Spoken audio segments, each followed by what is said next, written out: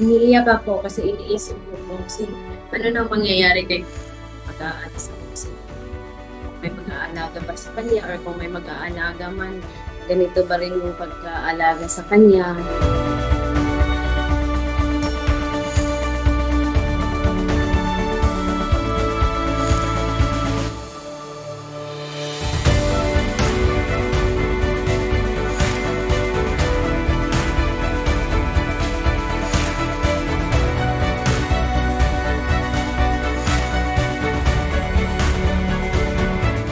Kasi ganyan po siya kapag may na-sense niya na may nararamdaman akong hindi maganda or kapag sad ako, lumalapit siya. Kaya naisipan ko i-video.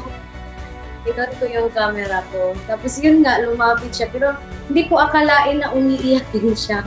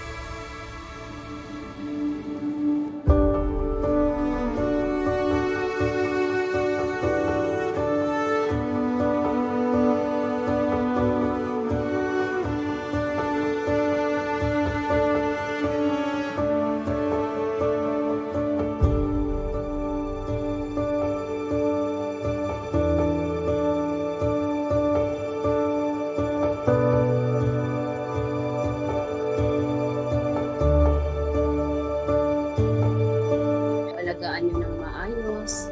Kasi kung ano yung pinapakita natin pagmamahal sa kanila, pinapalik din nila sa atin. Sumasalubong sila kahit wala tayong dalang pasalubong, diba? Kahit nagalit tayo sa kanila, pag uwi natin, excited pa rin sila sa atin.